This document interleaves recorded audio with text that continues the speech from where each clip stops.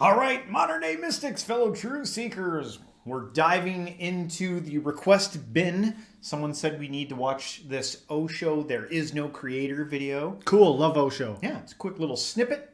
Love Osho. We've done a bunch of them, so I have to create a playlist for that. In honor of it, I'm wearing this ceremonial robe just to honor my man. Sure.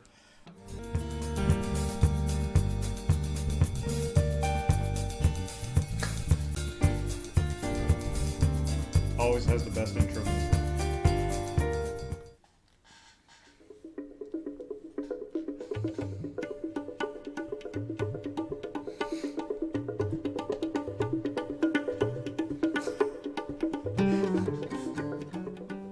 You're having fun. Let me get to some of your quotes that are out in the press.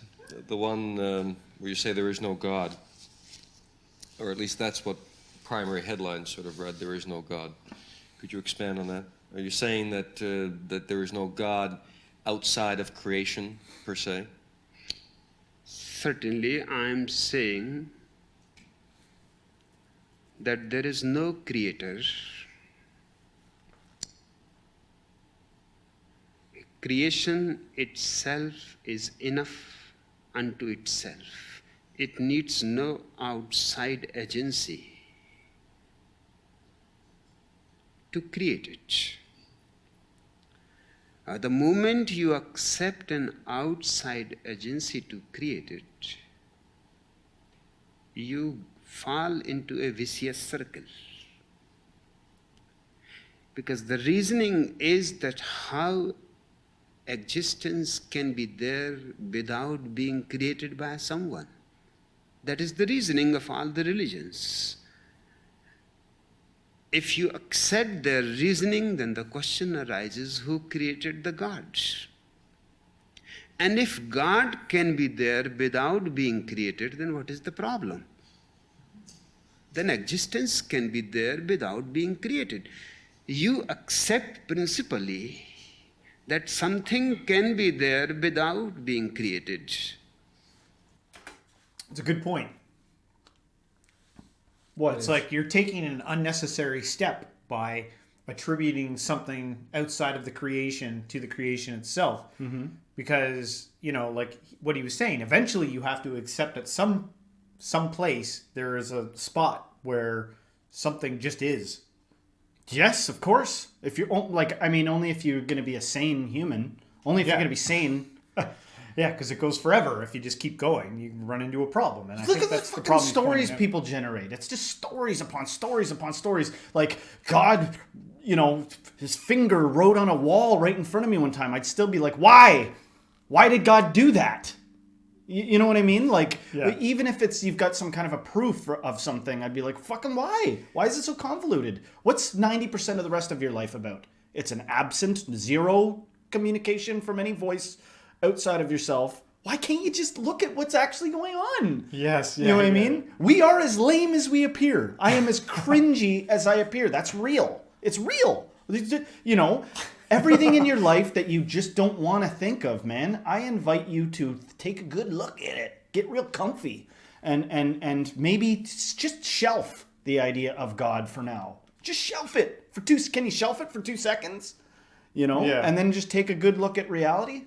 Yeah. If that's what he's saying, then I agree. So why unnecessarily go from A to B, from B to C? And those are all hypotheses. God A creates God B creates God C. Unnecessarily. The whole theology is simply nonsense. It begins with God. Theo means God. And logic means logic about God. That is a contradiction in terms. So creation itself then is God. We are God. You're God. I'm God. Everybody here is God. If you want to game use is God. word God Or source. there is no problem. There is no problem for me. I'm very familiar with it. But you will have to change the meaning, because the donkey will be the God, even the Yankee will be the God. better drop that word because that word is dangerous. Then sometimes you are riding on a donkey, you are riding on a god. Sometimes you are... I guess the force that gives us life or whatever it is, the energy. I would like to call it pure consciousness. Just consciousness. Or if you are too much attached with the word God, then call it godliness. Yeah, that's Osho. He's always got a problem with, like, he doesn't like religion, the idea of religion and God. And I understand what he's saying. I run into the same frustration when talking to people about spiritual subjects and using the term God because it's such a loaded term. Yeah, but you know it what? means something different to everyone. All terms, even consciousness can be like that. You can turn, Yeah. you'd be like, okay, it's just consciousness. Okay, it's just awareness. It's just whatever word, it still turns into a new story. Yeah. You know, like, I don't know, man. I'm not a master of any of this stuff. Neither of us are. But I feel like there's something to be glimpsed when you try to get rid of every story. You know, don't try to listen to any story. Don't try to fabricate any kind of story. And what's left? What's left when you get rid of every single possible story? No God, no nothing. What is left there? What's the You know, you probably raw just have state, the raw state of being. or a running dialogue. You'll have it. You'll then you start to recognize like a running dialogue in your mind. You get real silent, and it's like I don't know. It's like the crazy monkey on crack thing going on in your head. And then instead of resisting that, accept it fully for everything it's saying, because it's going to say some crazy shit. It's got to cycle through everything, and then you accept, you know, all the crazy nonsense it has to say.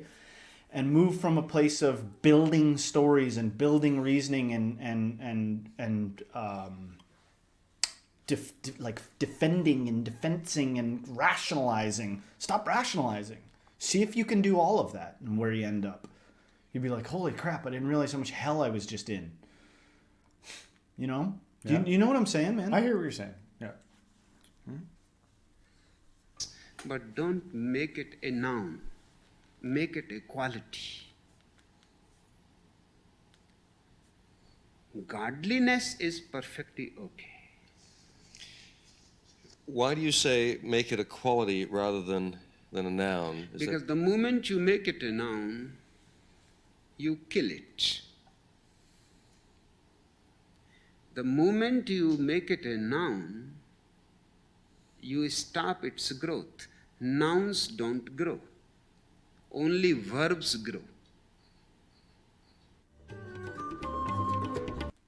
So what do you think he meant by that last statement that he said? What was the last thing he said? Well, he was talking about how, you know, turning God into a verb rather than a noun. Yeah. Try to get the God as like an essence, is what he said? Yeah. Well, he was saying it's all, as a verb, it's always growing, it's always moving, I guess. Yeah. No, Yeah, what could that mean? Rather than some static idea that you've got to like hold in your mind, it becomes something dynamic that is refreshing every moment.